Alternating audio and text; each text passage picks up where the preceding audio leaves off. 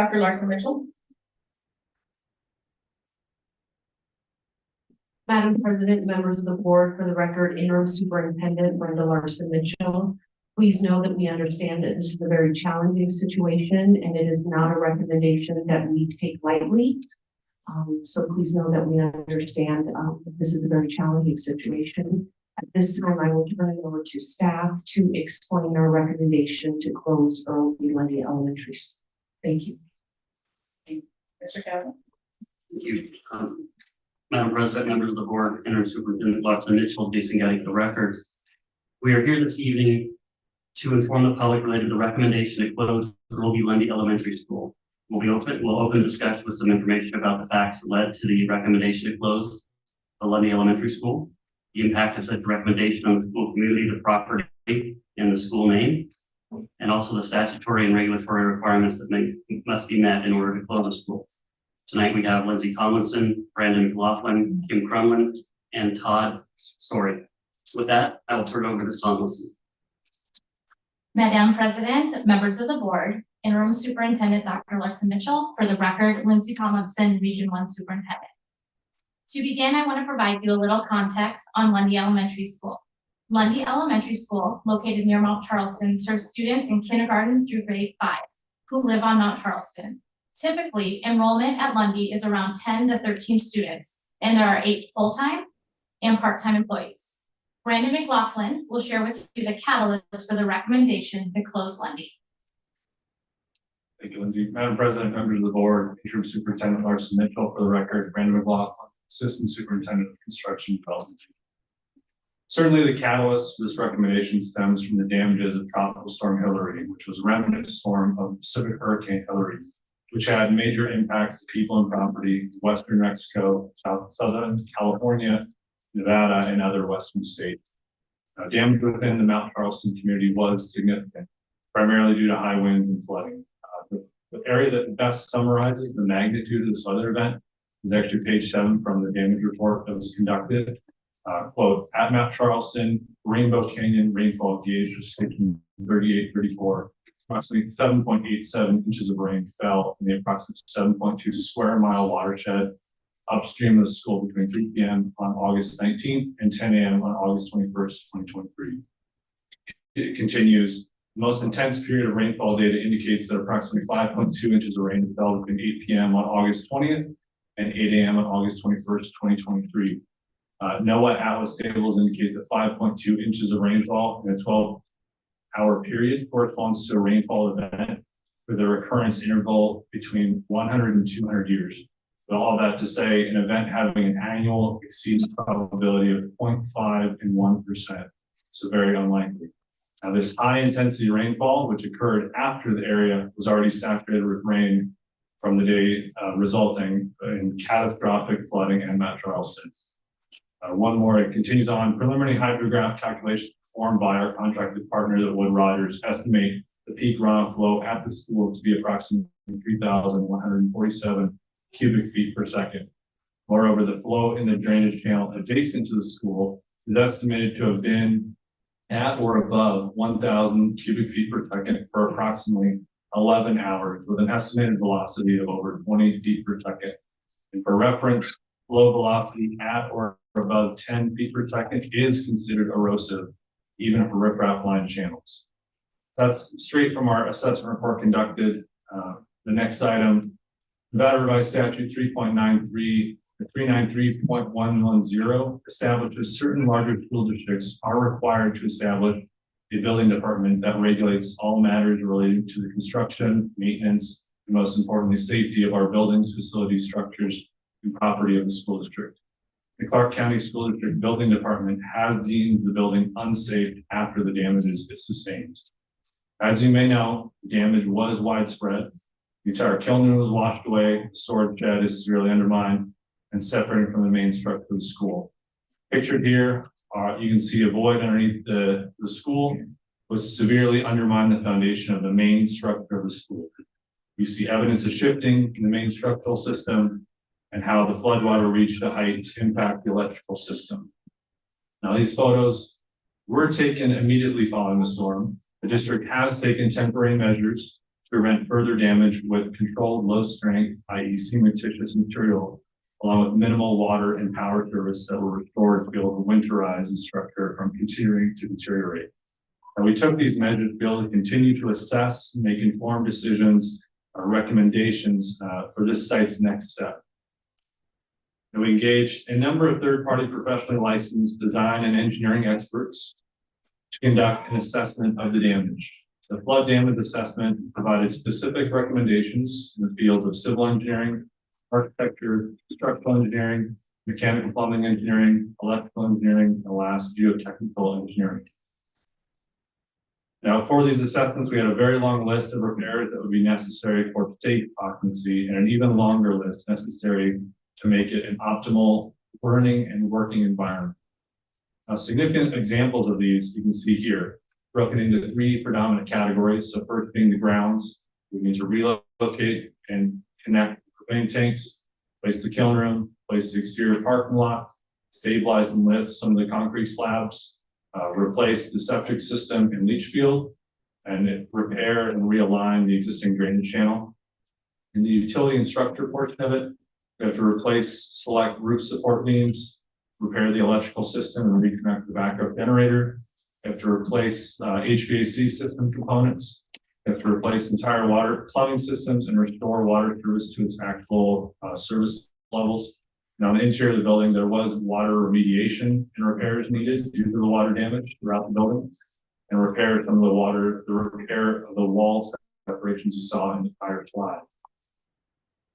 So as I begin to include my portion of this, so approximately 75% of the estimated costs are to make necessary repairs to the utility and infrastructure services that support any building having adequate and safe power, water, sewer, heating, cooling, and communication systems to the campus. And last, it is important to note that when this magnitude of alterations are required, to the extent of these damages noted, the International Building Code stipulates that this is a level 3 degree of improvements, and as such, the building would need to be brought up to current code minimum standards, which would be additional costs and scopes of work not currently captured in what you're here further on tonight. So with that, I'm going to pass this to our Director of Risk Management, Kim Crumlin. Thank you, Brandy. Madam President, members of the board, Interim Superintendent Larson Mitchell, for the record, Kim Crumlin, Director of Risk Management. Risk Management Department was made aware of the damage caused by Tropical Storm Hilary and immediately submitted an insurance claim to our property insurance company. Once the roads were open to public travel, our property insurance company completed an on-site inspection, review and approval for emergency repairs to mitigate additional damage, and then began to work on preparing evaluation of covered repair costs. The district participated in the Regional Recovery Organization work group. It was responsible for reporting to FEMA all governmental agency losses after Tropical Storm Hilary. Clark County, the Las Vegas Valley Water District, CCSD, and other municipalities all reported their preliminary loss estimates to FEMA, along with any potential insurance coverage available.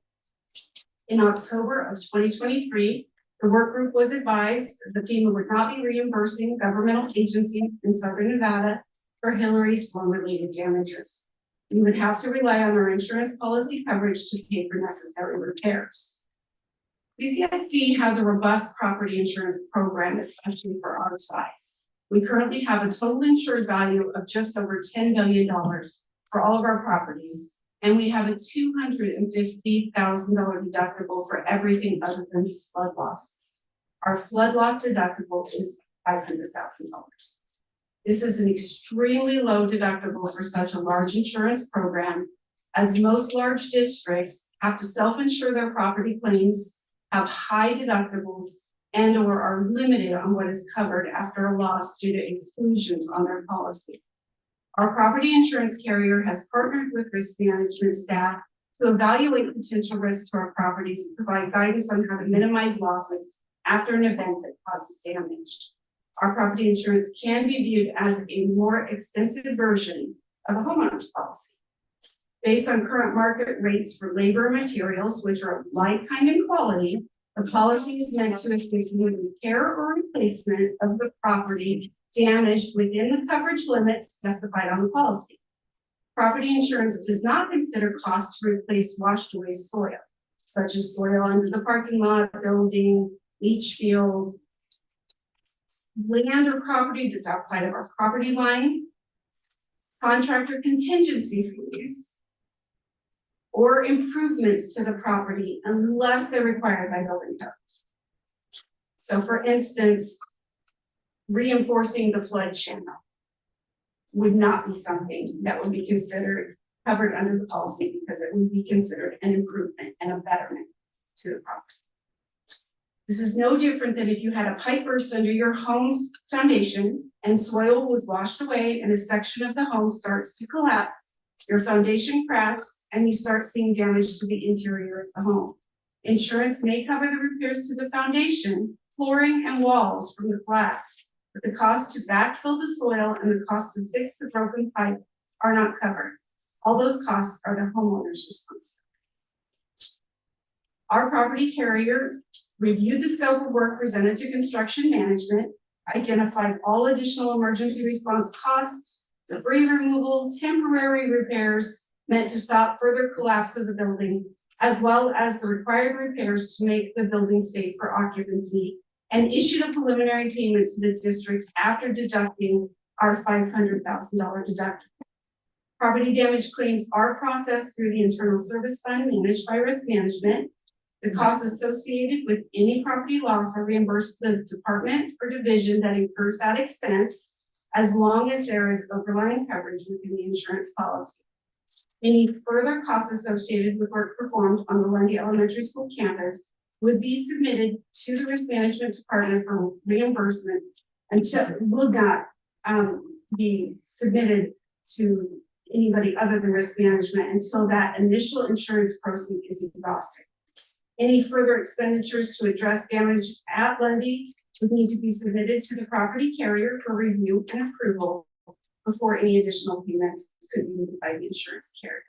At this time, I'll turn the discussion back over to Mr. Gowdy to further explain my financial.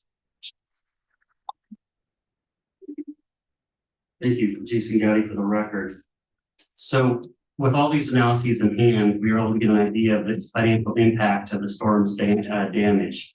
As Ms. Crumlin explained, we do have a $1.5 million insurance claim at this time, initial claim, a deductible of approximately $500,000, and then emergency response reimbursement for costs that we've incurred to essentially prevent further damage to the building of $250,000. That leaves us a remaining amount of $750,000. Through a number of the analyses that were done, we have a range of estimated costs to repair the building between $5.5 and $6.5 million. Additionally, through the insurance review that was performed that Ms. Crumlin mentioned, they have identified of that $5.5 to $6.5 million, a minimum of $3.4 million that are costs that would be excluded from the policy coverage. As Ms. Crumlin did mention, this was an initial claim. If we were to move forward with incurring the repair costs of between $5.5 and $6.5 million, there is the potential that we would potentially seek additional claims from the insurance company that could lessen that amount. However, the other component of that is there could be additional costs that we would incur that we cannot yet see. I liken this to if you get in a car accident and you take your car to the shop to get fixed, you may get a $2,000 estimate that says they get the car done in the next 10 days. Typically what happens once they get into the car, they identify other damage. And then you get another call about 5 days into it and say, by the way, now it's going to be $4,000 and it's going to be 3 months before your car is done. We don't know the full extent of this damage. And so we believe there's probably incremental costs on top of this that could additionally not be covered by insurance.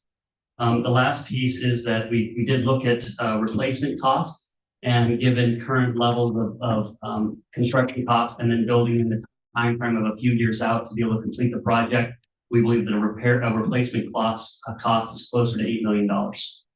With that, I'm going to turn it back to Ms. Thomason. Thank you, Jason. Madam President, members of the board, Interim Superintendent Dr. Larson Mitchell, for the record, Lindsay Tomlinson, Region 1 Superintendent.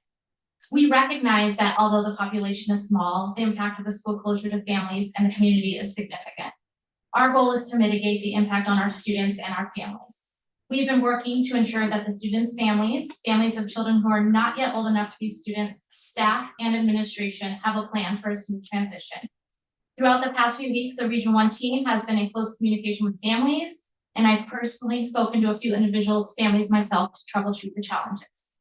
In regards to attendance, at this time, all students will be zoned for Indian Springs, as it is the elementary, middle school, and high school articulation feeder.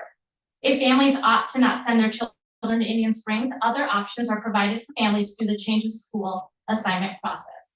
As we have heard that some families wanted support to bring their students into Las Vegas rather than to Indian Springs, we will support this if this is best for the family and help the families with this process. Transportation will continue to be provided to all students that attend Indian Springs Middle School and High School, and will now include any students attending Indian Springs Elementary. For families who have applied for and been granted a change of school assignment, a COSA, as a result of a hardship, an opportunity to receive payments in lieu of transportation due to extraordinary circumstances will be provided in alignment with Regulation 3535. And finally, we understand the impact on the potential of closing a school and the school culture that has been established at Lundy Elementary. All students will be provided the same access to high quality instructional materials, highly qualified teachers, and resources that have always been provided. Any school community events will continue at Indian Springs under the leadership of the principal, and artifacts of the building will be provided. As we transition, we are interested in the input of the meaningful artifacts and traditions at Lundy, so we can ensure we support this. At this time, I will hand it over to Mr. Todd Story to share that insight. Thank you, Madam President, trustees, interim superintendent, Authority Chief Communications Officer for the district. The devastating storm that occurred in August 2023 forced the closure of Lundy Elementary School to keep students and staff safe. From the closure notification sent on August 21st, 2023 to May 10th, 2024, the recommendation of the closure letter, we communicated 8 times with our Lundy families by apparently preparing communication platforms, informing them about the status of the school, potential transportation options, and then ultimately transfer to Indian Springs. The staff recommended closure to the former superintendent in January of 2024. Lundy student families were notified of the recommendation on May 10th, and we have actively sought feedback from community members since then by phone calls, emails, public testimony follow-up, and in-person communication. On June 7th, we held a public meeting and invited Lundy student families to hear the reasons for the recommendation to close and provide us with their feedback. At that meeting, we asked 2 questions related to the closure recommendation. 1, what additional actions can we take to transition meaningful traditions and artifacts from Lundy to Indian Springs? 2, what alternative uses for the property might benefit the Mount Charleston community in the long term? Meetings have been held with county commissioners to explain the reasons for the recommendation and discuss potential future uses for the property. This communication is ongoing to keep them informed and involved in this process. We remain open to possibilities for future use of the property by other municipalities to welcome this conversation. Thank you. I'll now turn it back.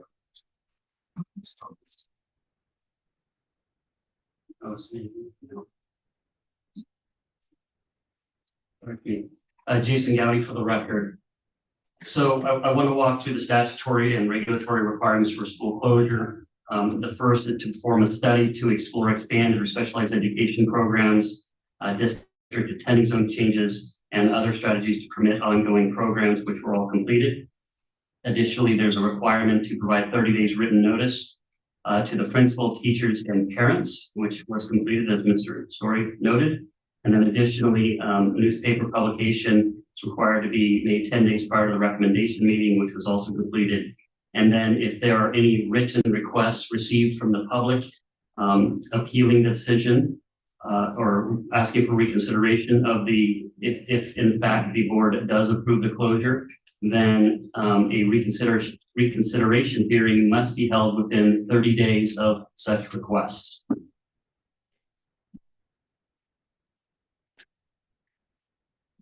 So what to expect a recommendation to close? Obviously tonight there is the recommendation.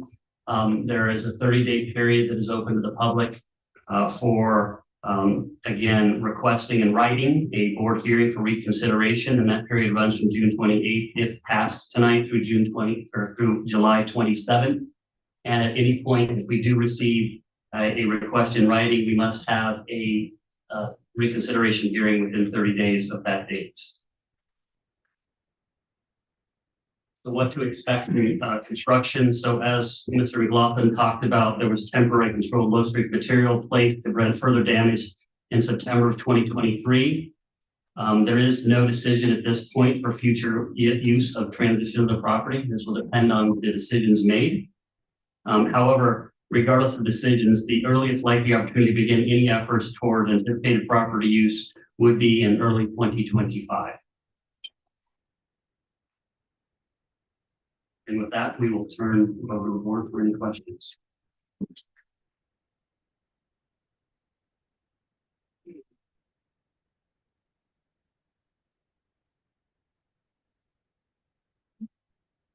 Thank you, everyone, for your presentation tonight. I want to be clear that this, also the petition we just were given was item 3.01 and 3.2. Colleagues, we're going to move on to public comment at this time. We'll begin with individuals who signed up in advance, and move into yellow cards.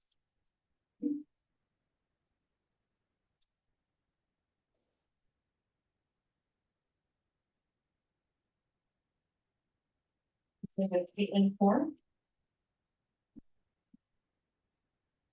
followed by Deborah Martin and Taylor Lanton.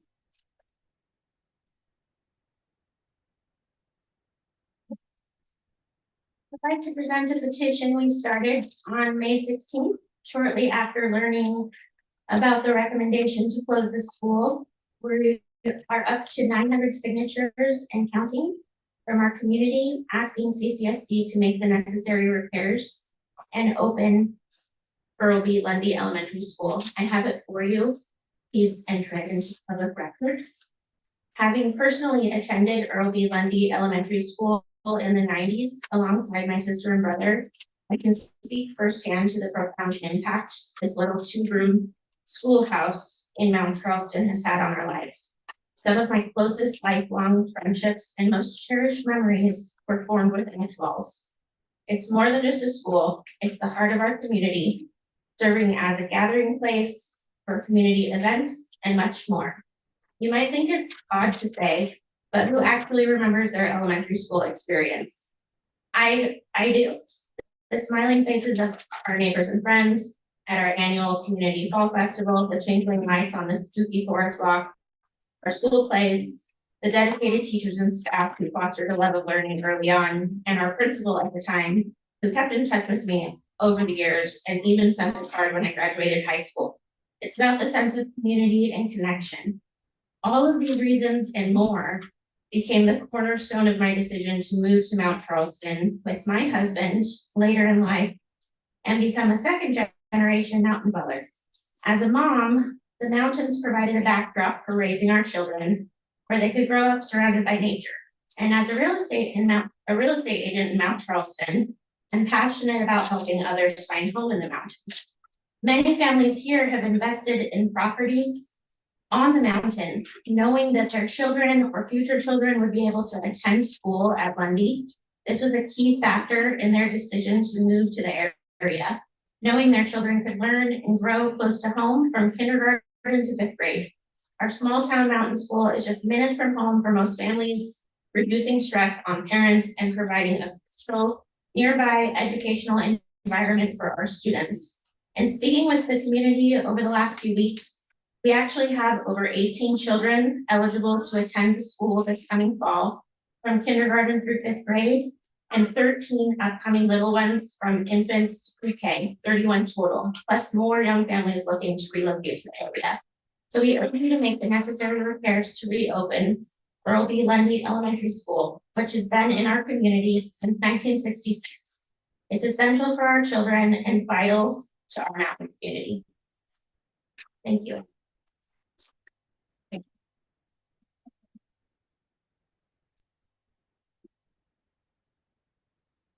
Please hold your applause. In our public forum. Thank you. Deborah, present. Taylor. Deborah? Yeah, you're Deborah? Yeah. Thank you. After Deborah, we'll have Taylor Clanton and then Adam Berry. And please, be prepared to come on up as soon as, the clock is 3. Good evening. My name is Deborah Martin. I've lived on the mountain for 30 years with my husband. I raised my kids there. My husband and I, the last 16 years, have been members of the volunteer fire department that faces back out Monday. My husband is in his 13th year as being chief of volunteer fire. And there's 10 to 20 of us who no longer have a place to go because Monday asked us to leave. And then we have professional staff now that we're a fire district. We have 10 to 15 professional paramedics and firefighters that no longer have a place to live. And if we look at the Forest Service, they have 2 to 4 families that live on the mountain full time. But during the summer, they man 3 fire trucks to service Mount Charleston, and that's 24 more people who no longer have a place to live. And then we go to our Metro Police. And we have 6 that rotate through, and they can always be found on their weekend, their time before and after shifts and lunch working out at Mondays. And then we have every now and then our NHP, which come up and work out at Monday. So that's about 60 people who no longer have a place to work out. It's all first responders who respond to the community in moments of crisis. I raised my kids on the mountain. They loved it there. And at the time, there was Parks and Rec through Lundy. And then sometimes it was Parks and Rec through county, and sometimes it was just Lundy personnel or volunteers who had the Monday through Friday wonderful program for kids to hike and go off from Lundy. It was based at Lundy. That's no longer available. During the winter months, they had the gymnasium was open to residents, and we had volleyball, basketball, ping pong. And we had our librarian for a while, was really into pickleball when it first came out.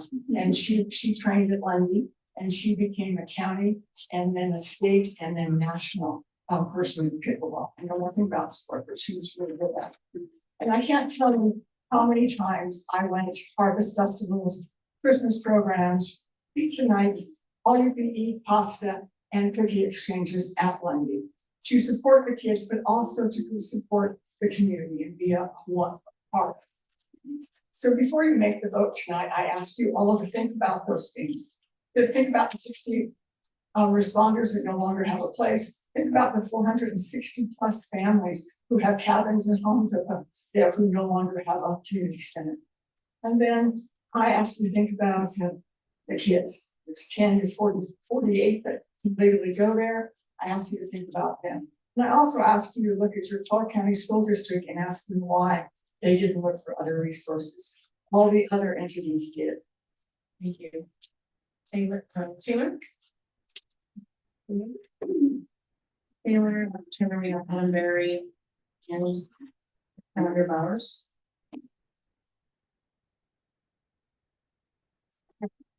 I can't speak to all of the logistics of everything, but I can speak to the work that this school has for our community and for our children. I grew up in Mount Charleston.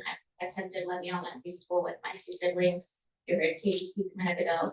And we've since moved our family up the mountain the last 3 years with our little 3-year-old son with the intention to have him attend one of the 2 years to continue that legacy on. And again, I can just speak to the work that it has and that it had for me. I got the one-on-one attention that I think all children deserve in education. It allowed me to move up a grade in elementary school.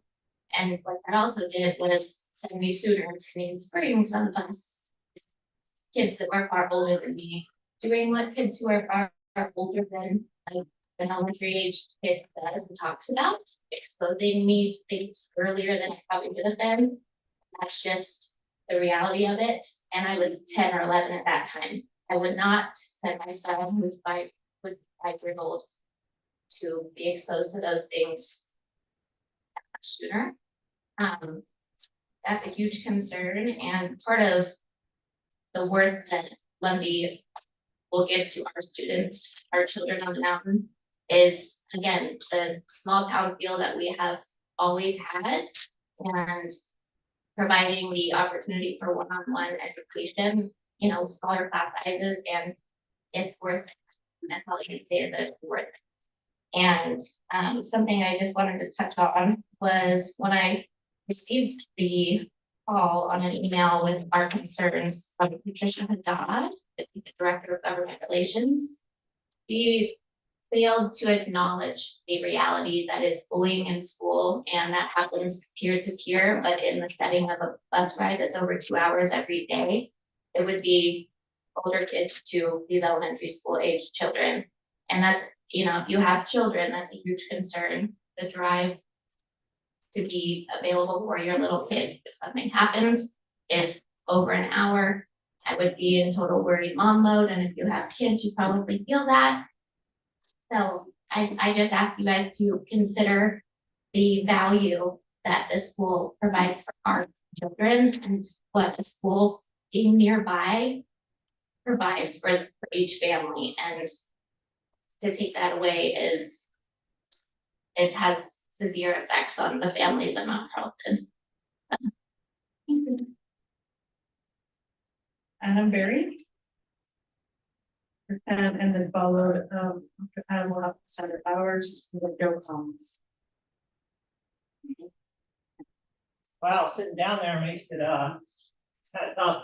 Hey, thanks guys for meeting with us, and thank you guys for putting those numbers together. Those are fantastic. We love those numbers, and when we look at those numbers in comparison to the level of value and just as being an asset or like an investment, right? Lundy University, or Lundy Elementary School.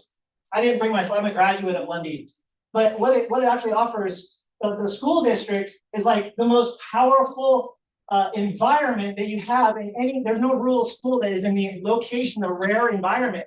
It's a safe shelter. It's a fortress covered by mountains, a school that also has the fire department right inside of it, right inside. So you have the fire department, you have the school, and what does it cost? Like 10 million to repair. What is that in comparison? You know, we have a waiting list to get in London. There's a waiting list of people. We just had the last 2 years, we had some rough years, COVID and stuff like that, fair enough. But we just had, Please keep your public comment. okay, we just had, what do we have? Hurricane, whatever. Okay, hurricane numbers, great. They hit 10% of the building. So 90% of the building that like didn't get touched. I was there the first day. I'm a mechanical engineer. Okay, structural engineer. My family, engineering is in my blood. We have a community of engineers and carpenters and construction people looking at the building and say, yeah, 10% of it got damaged. How much is the rest of the asset worth?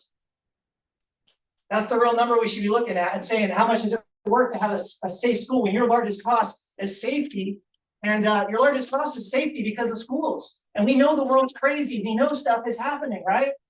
So why wouldn't we want a safer school? Why wouldn't we keep that on our rosters? We want more schools anyway. We need more classes anyway. Even if we took the 10 million and we put it in another school, it would just be another school, but it wouldn't be in a world-class, rare environment. It wouldn't have that. When the kids walk out, they hear the sound and the music of the birds. And they see the third highest peaks in the state of Nevada from up above. And they feel special, okay? And I feel like that's something we need in the world. We need more of Lundy in the world. And the idea of taking it away is it's very respectable because they had to put their jobs to put the numbers together, saying how much it costs. And now we're saying how much is it worth to us? Fair enough? We're saying it's just as an asset on paper, it's worth way more than whatever it costs to fix. But to these people who are going to have to put their kids on a bus and ship them out into the desert for 10 hours a day, where their kid will never see the light of day in Mount Charleston, they miss out on the whole rural community experience. Like just getting out of school, the bell, your mom shows up, the moms get together, the community, the world, everything that I believe a school district stands for. And when I went to school there, I felt that. And I went on to be in the Iraq War on September 11th. I graduated in London. I went to Union Springs, by the way. Union Springs is really cool at the 6th grade. But the 1st grade, raging hormonal teenagers with your babies and your pride and joy on the bus. Thank you for your service. Thank you so much. Appreciate you guys. Sandra. Thank you. Joe Collins. followed by Christian Giuliani.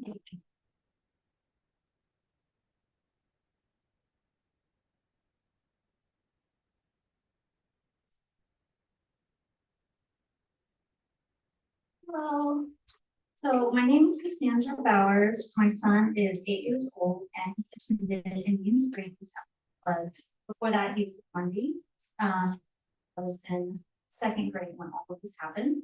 My main issue with closing the school is the bus situation. My 8-year-old son shared the bus ride with high schoolers and middle school. Therefore, he heard inappropriate things that were sexual in nature.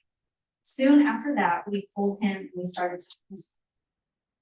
If you close the school, there is no way that I'm gonna allow my son to ride the bus with high school again. The thing that I don't understand is why the kids have to go to Indian Springs when we have so many elementary schools that are much closer. Why can't the school district supply a bus route for our younger kids to attend an elementary school that's half the distance of Indian Springs instead, along without high schoolers and middle schoolers on bus?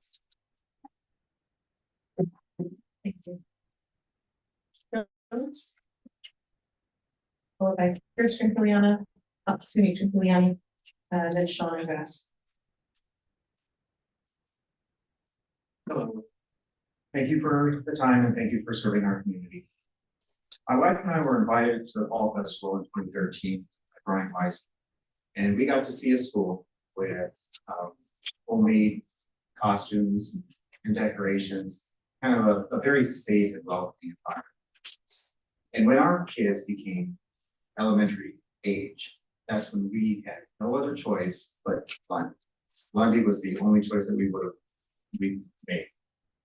Now, when all this happened, my second and fourth graders were on the bus with middle school and high school age kids. And again, you just heard that's inappropriate.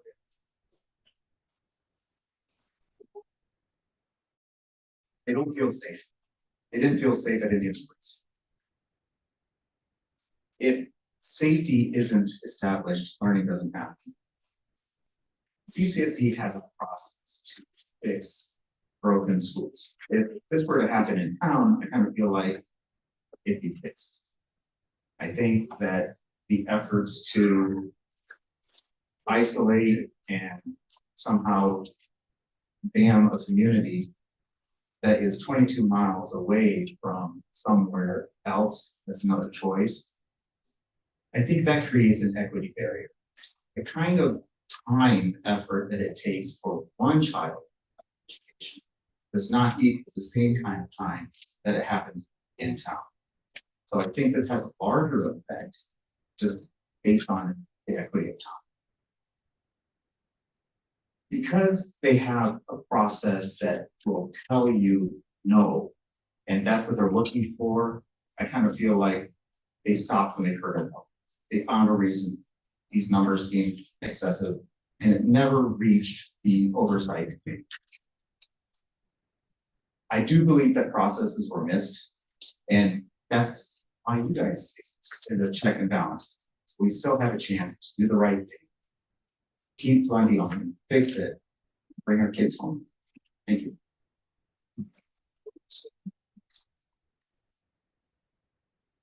Has 6 minutes, and thank you. What do you want us to do? Allow me just, yes.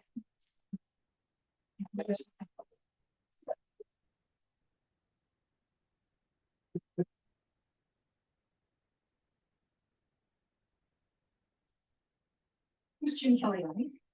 Everything I need to know, I learned in kindergarten. Like share everything, play fair, say you're sorry.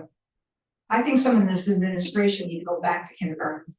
They didn't share or play fair. This recommendation has been fraught with lies, misinformation, no information, ignored parents, hidden public information, and they showed no willingness to seek solutions.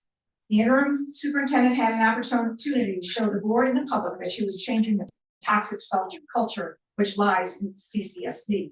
She could have met with parents on the mountain, could have been transparent. She had an opportunity to seek solutions, not mandates. But that didn't happen. This was an opportunity for a win-win. In my classroom, I had very few rules. One was, can't is a swear word. The administration seemed to be swearing a lot these days in regard to Lundy. You can't have the 3 studies required in 71.3. You can't have the September assessment report. You can't have the insurance damage report, which I did receive this morning in the FOIA. You can't open the school for bond members and trustees to see. You can't bother to meet with parents and kids where they live. The press was told 10 million, 6 million, 3.5 million, 1.5 million. We hear kind of 1.5 million today. But CCSD was reimbursed for that 1.5 million on January and didn't bother to deposit that money from the insurance company into the county treasurer's fund, which they're required to do by law. Now, part of it is you could have used this year to do an actual count of the children that Katie referred to it. We have 5 pre-K future, 8 pre-K currently, 1 kindergartner, 3 first grade, 2 second grade, 8 third grade, 1 fourth grade, and 3 fifth grade. 31. So don't tell me anymore it's about closing the school because of enrollment. And you didn't bother to ask for those numbers. So here's some long-term and short-term solutions. Change the school to pre-K 6 or pre-K 8. Explore down the road looking at a K-12. You're doing that in town for a couple of schools. Lease the parking lot at the visitor center with the Forest Services and place portables there. Or lease the Baptist church. Last September, I asked the pastor to call CCSD. He did. 2 women went up. They toured it, and he never heard another word again. But they were interested in helping out. They had classrooms and kitchenettes. In fact, the insurance says that it was to be completed. The work that was to be completed within 6 months. Lundy was also due in 23 to be modernized or replaced. You stopped that and did not move forward. You zeroed the kids out being projected. You deleted the school in your budgets. And you deleted the website this last week, all before you all voted. It makes us look like we're persona non grata. Be honest, you have the enrollment and you have the funding to repair it. Just do it. You can ask, and you can even apply and talk to the governor. He's got his pre-K rural school program going on. We can qualify for that grant. You got money from the SRS to save rural schools. You don't have to balance the budget on the backs of these kids. It's so disappointing that you force us to do public records requests rather than just providing public information. The scope of cleanup, like, for example, of the septic system, which was supposedly done according to your insurance company. Please vote against this recommendation. Common sense and compassion should be what guides you today. Show us that you learned something in kindergarten, that no matter how old you are, when you go out in the world, hold hands and stick together. This community has showed how we learned how to stick together. We hope that you don't close it because you can. Now, since I have a few more minutes, I received through a FOIA this morning at 5:30. Oh, I have letters from Congressman Horsford asking that it not be closed, from Commissioner Stager-Bloom, Commissioner Kirkpatrick's was mailed to you, and we have Senator Pete Goyachia who's going to be read into the record. But that said, most of the items, the insurance company came in and they did a thorough job. They have listed, let's see, supervisory for supervision. They put in your budget, your reimbursement, $132,000 for someone to be supervising the construction repairs on site last year.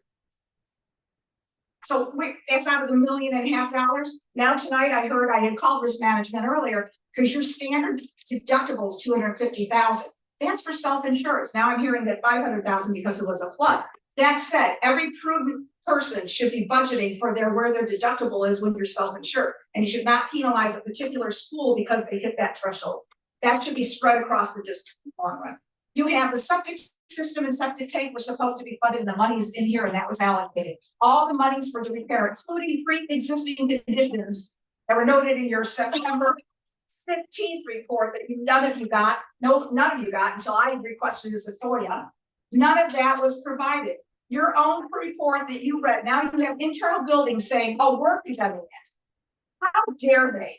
Your own engineers that you hired and paid $125,000 for said the building is ready to be occupied once that southeast corner was finished. And that did not happen. That southeast corner was paid to Martin and Harris. They shored it up with the CLSM. They did the foundation, and that is perfectly fine now. That was outside of the actual building. That was a kiln that hasn't been used in 7 years that everybody keeps talking about, was doweled to the attached building. It was never a part of that building. Let it washed away. We don't need it back. That's $50,000. So I'm just saying, please, these parents and these kids, I'm so privileged to have a home on the mountain. My late husband was smarter than me. but we care. It is our community center. It is, I used to drive up and do Fall Festival just even if I wasn't up there. We need to make sure that these kids are not punished. Thanks. Sean McGrath.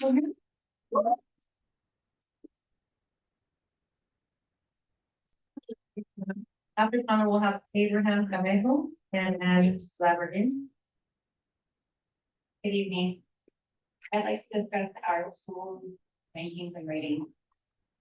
Public Schools Review ranks Lundy Elementary School in the top 20% of all private schools, with math proficiency in the top 10%, higher than the state average of 26%, and reading in the top 10%, higher than the state average of 22%. Nevada Report Card rates Lundy as a 5-star school with an index rating of 88.4. I repeat, Lundy is a 5-star school, more than the top 20% of Nevada schools. Why close such a good?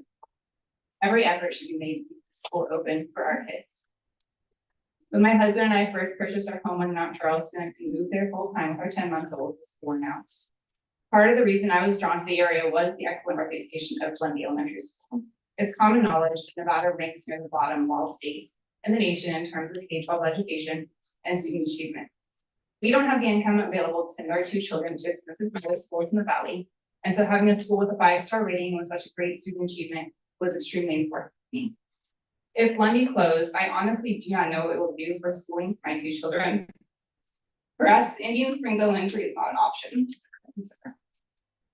In addition, the school index rating for Lundy as of February 2023 school index report is an FCI of 56. This is just 6 months prior to the flood damage. As you know, the district facilities services unit conducts annual facility assessments and incorporates the data into a facilities conditions database, which is used to screen all facilities over 40 years old annually. Those schools in need of extensive repair or renovation have a higher rating, 60, fee replacement. Lundy, by that very score, 56, should have already been scheduled for repairs. We know this because many of the cracks that were shown in the damage report were declared pre-existing in this report. Additionally, was the bond oversight committee included in any assessment or recommendation before the school was proposed to close? You know that they were not. And in fact, they hadn't even seen a copy of the damage report dated on September 15, 2023 until a week ago. Please postpone any decision on Lundy until a full assessment, including repair costs, can be made. Because of the lack of transparency with our community and even with the district's own bond oversight committee, we feel it imperative that a site visit be scheduled immediately that includes the bond oversight committee, at least 2 of our town advisory board members to represent our community, and 2 trustees in a site visit for a real assessment so we can all see for ourselves what's really needed for Lundy to open. Thank you.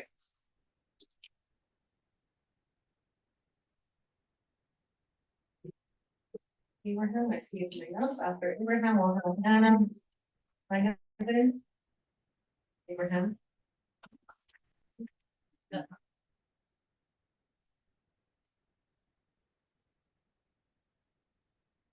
Good afternoon, everybody, Superintendent. For the record, my name is Abraham Camejo, last name Camejo. I have right here on the tablet the insurance report that we received this morning from JS Health Insurance. And this is what it reads: excess funds have been provided to fix the school. And in a secret here, work to be completed within a 6 months construction period. It's very detailed, it's 44 pages long. So we mentioned about trying to fix a car or having a house repaired. I've had somebody drive into my house once and damages were done. And I had to fight my insurance to get more money to fix my home. I feel like the school has been damaged. This community is still recovering from a storm.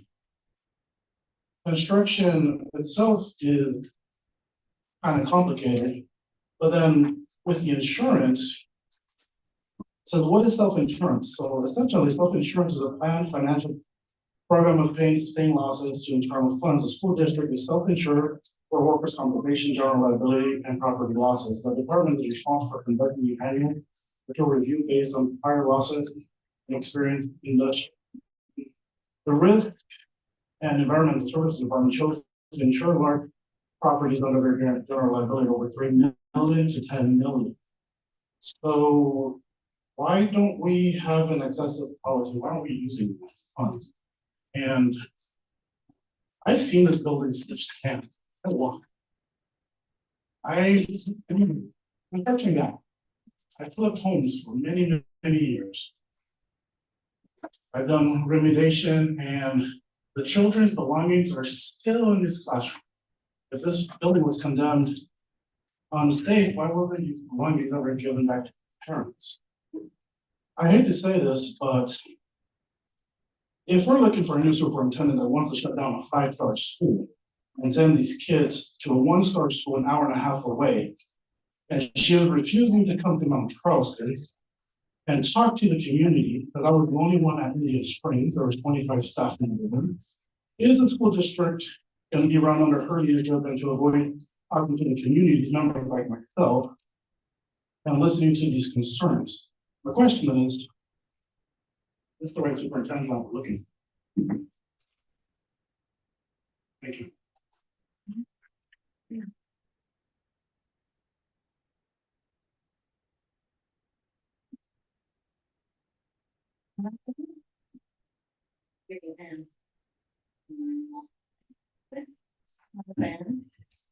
Christopher Grassel. Thank you. Good afternoon or evening. My name is Ann Langevin, and I'm here to ask you not to close the Earl B. London Elementary School. I've been a part-time resident of Mount Charleston for 47 years. I bought my home at 1106 Yellow Pine on March the 18th, 1977. During most of those years, I was the extension administrator for the Las Vegas Clark County Library District. And I traveled throughout Clark County, Nye and Esmeralda counties, and Lincoln County, establishing rural libraries. I'm very much aware of the need for institutions to support rural communities. Schools and libraries need to cross-fertilize with one another to meet educational needs and to develop human potential. They also improve the quality of life. Mount Charleston School has been an essential part of the community for almost 60 years. It's been instrumental in nurturing other community institutions. The public library had its start in a tiny room in the school, and every child sat in its bare chair before Mondish created a standalone library. The volunteer fire department met first at the school before it too launched a separate building. Fundraisers, community events, and the Harvest Festival that the school have knit the Mount Charleston community together. I'm asking you to spare the Earl D. Lundy Elementary School because it's the very heart of the Mount Charleston community. It's vital to our health and well-being. And this is kind of off the cuff. I just want to say that having lived there all of those years, the one thing I think all of us know is that it takes a village to raise a child. Well, in that particular village, I cannot think of a single child who ever got into trouble after they graduated from Mount Charleston School. So I would like you to think about that too. It really, truly, the school district should be proud, as the parents should be proud of what happened at that school with those children. Thank you. Christopher, followed by Ed Courtney. Hey, thank you for the chance to speak. I'm a father of 2 children who live full-time now. There's 2 beautiful children, so I just want to say that first.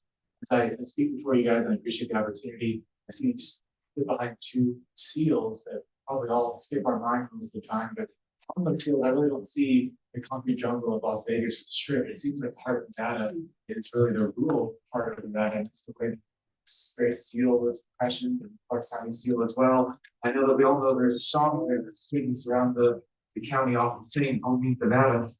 It says, things like, for example, whenever the sun at the close of the day colors all the western sky, oh, my heart returns to the desert gray and mountains towering high.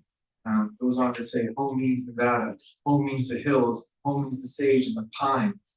And here I know that all the trustees take an oath of office, and in that oath of office, amongst other things, there's a oath that says, I will bear true faith and allegiance and loyalty to the same, referring to the state of Nevada as well as the Constitution of both the United States and the state of Nevada.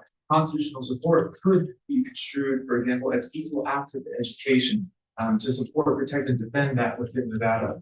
And it talks about defending against enemies, which could be construed also as a domestic threat, for example, against educational equity, the true faith and loyalty to the state of Nevada, again, to the rural communities that obviously have a lot to do with the importance and heart of the state of Nevada.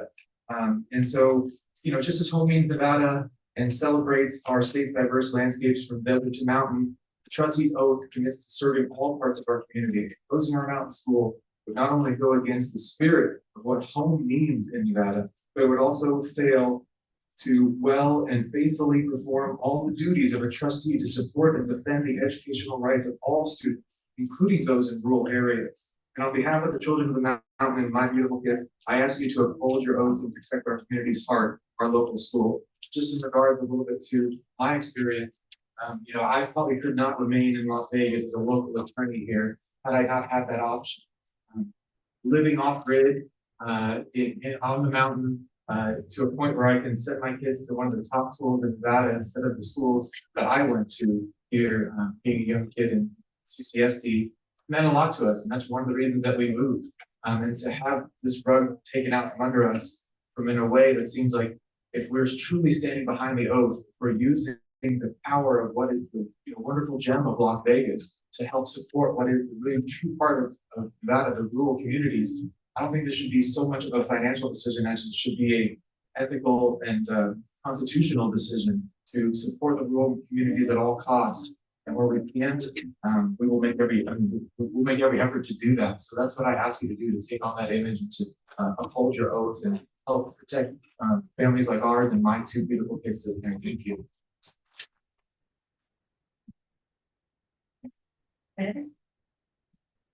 After Ed, we'll hear from Shelley Bonner Carson. Hello, my name is Ed Courtney, I come from a family of educators. My father was Francis H. Courtney Junior High School, named in his honor. I have numerous family members, including my wife, who are current or retired educators in the Clark County School District. I'm the proud parent of 3 sons who attended Clark County School District K through 12. I owned a lot across from Lundy Elementary School. My family had a cabin in Old Town when I was growing up. I asked my father one time if he thought the school district was too big and should be broken up into smaller districts. He told me his fear was that districts in affluent areas would do well and districts in less affluent areas would suffer. He believed that all students of the Clark County School District deserve equal opportunity to a quality education regardless of where they resided in the district. Closing Lundy Elementary School would not accomplish this. I attended last week's bond meeting and heard a lot of numbers thrown around as to what it would take to reopen Lundy Elementary. Unfortunately, none of the estimates I heard were backed up by much data in that meeting. I'll cite just two of many examples of this. The district said it would need to replace underground electrical conduits, feeding the building as they may have, quote, may have water in it.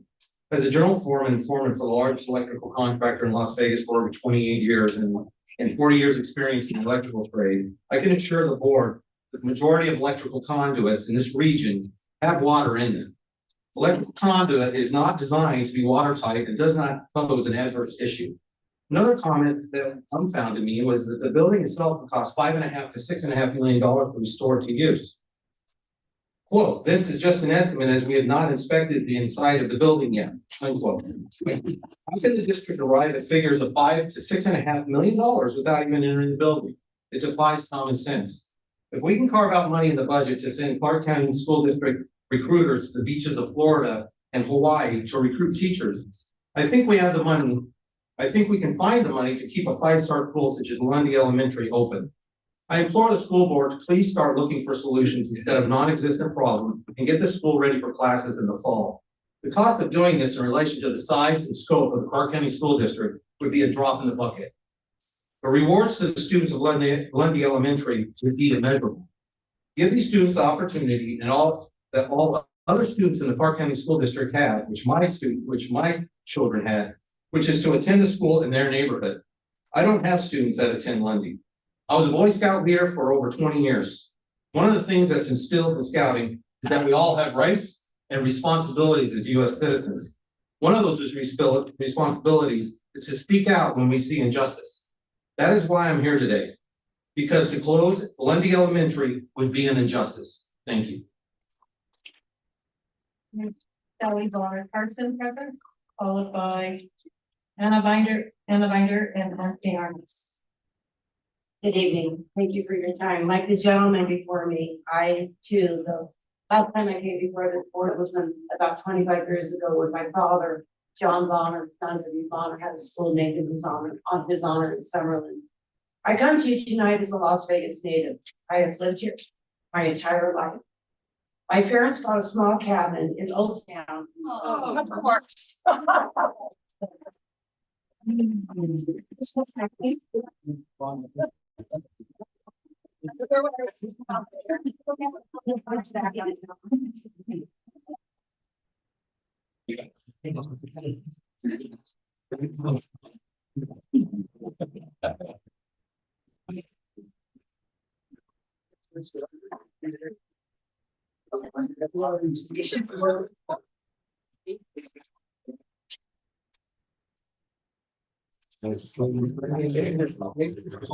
More Johnson.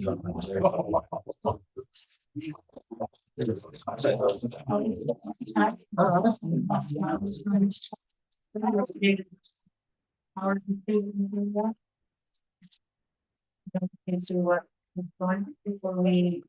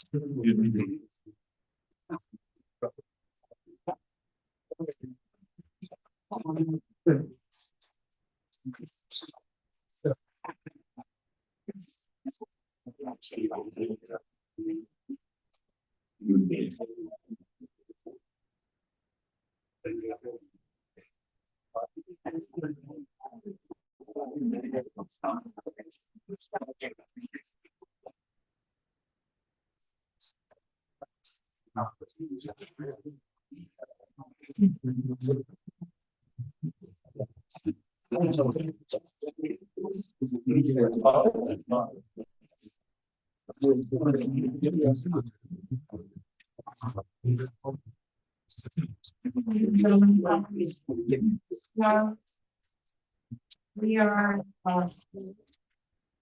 currently without power, obviously, but I'm sharing this and mic so that people who are in the internet can hear why we've taken a pause.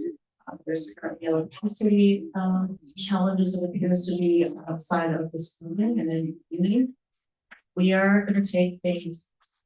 We need to collect more information at this time to see how long this outage is going to last. This is impacting air conditioning and other items, and there's a full state for a long period of time. So, colleagues, I ask for your grace. Members of the audience, I ask for your grace for waiting. We'll take a 15-minute break and collect some more information. Excuse me, this is not a break. This is a recess. We will come back. We will, hold on one moment, please. We are gonna come out, current meeting says, and we'll come back at 6:35. Members, I'm gonna ask you to please not go into the audience, to please go into the bathroom again. Trustees, please come to the bathroom. We will come out at 6:35. Thank you.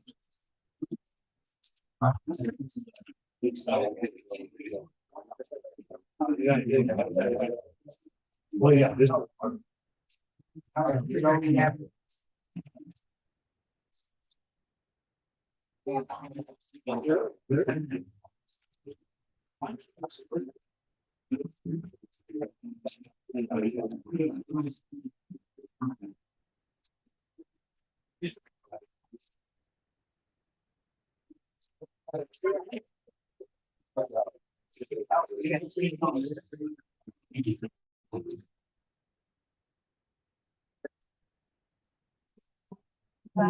Flashlight? Yeah.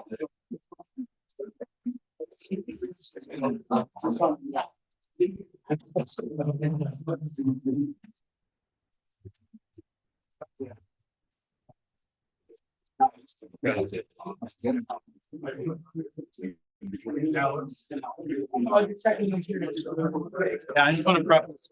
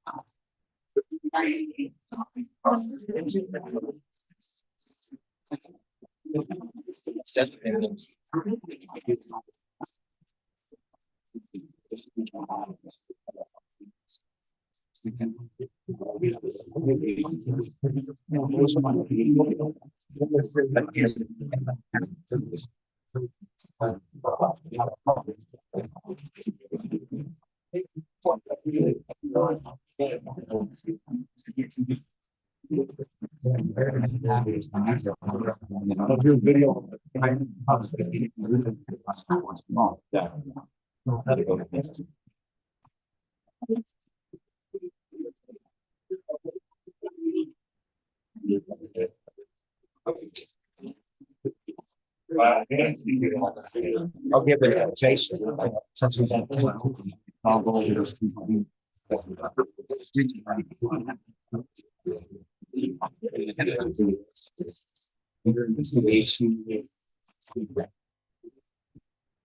What's the name of this now?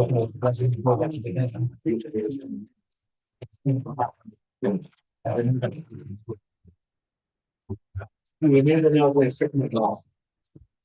Well, of course, that's what. It's ours, news. We can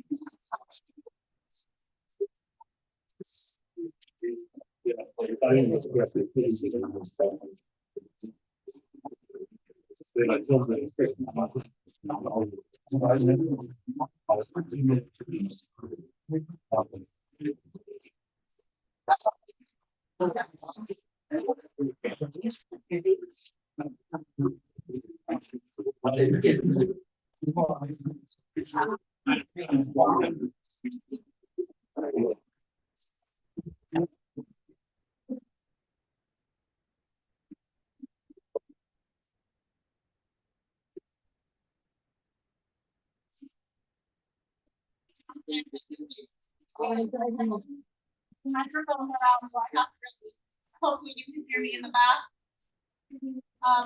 Power is still, obviously off and we expect it to come on permanent by the data energy. come back on in about 15 to 20 minutes, and then we have to have our systems come back up. That's the air conditioning, to make sure that this room is cool again. So we're gonna reconvene at 7:15. We really want to hear from, members who came out. We don't want to cancel this meeting, so we're gonna do everything that we can to, make sure that we, have electricity number one out, microphones on, and the ability to have, air conditioning, at least in a comfortable environment. So we'll be back, we will reconvene this meeting at 7:15. Thank you.